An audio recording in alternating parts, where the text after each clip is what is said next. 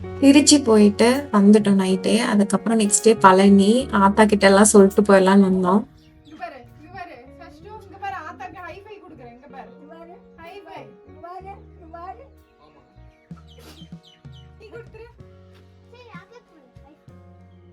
எங்க அப்பாவோட அம்மா இவங்க.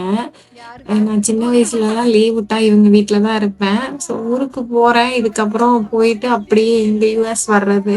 அதனால முன்னாடியே சொல்லிட்டு போயிடலான்ட்டு வந்தோம்.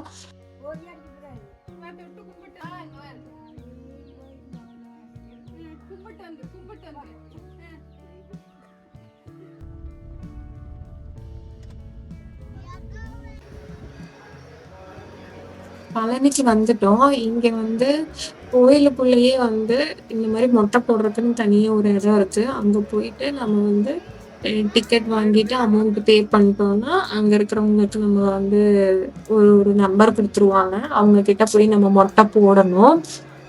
அதுக்கப்புறம் பார்த்தீங்கன்னா, மொட்டை போட்டாலுமே நம்ம வந்து முடிய குடுக்குறோம்ல காணிக்கையா. ஸோ, அதனால பார்த்தீங்கன்னா, முடி ரொம்ப நெறைய இருந்துச்சுன்னா, நமக்கு வந்து ஃப்ரீ தரிசனம் கூட குடுக்குறாங்க சாமிய பார்க்கறதுக்கு.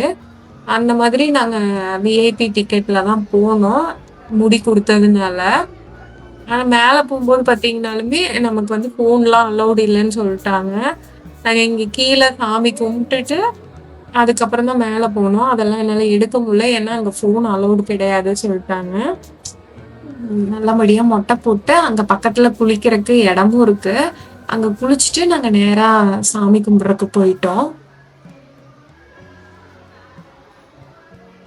தேய்க்காத சமயம்.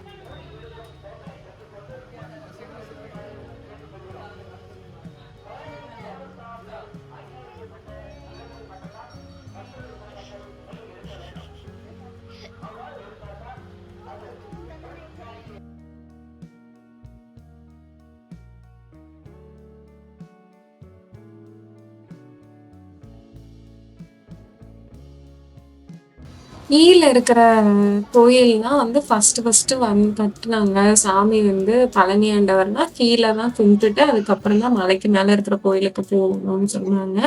அது எனக்கு இவ்ளோ நாளா தெரியாது. அதனால நீங்க எப்ப பழனி போனீங்கனாலும் கீழ இருக்கிற சாமிய கும்பிட்டுட்டு, அதுக்கப்புறம் தான் மேல போய் மலை மேல இருக்கிற பழனி ஆண்டவர கும்பிடணும்னு சொன்னாங்க. அன்னைக்கு பழனில சுத்தமா கூட்டமே இல்ல. நல்லா சாமி தரிசனம் கிடைச்சுச்சு. ரொம்ப நேரம் நின்னு கும்பிட்டோம்.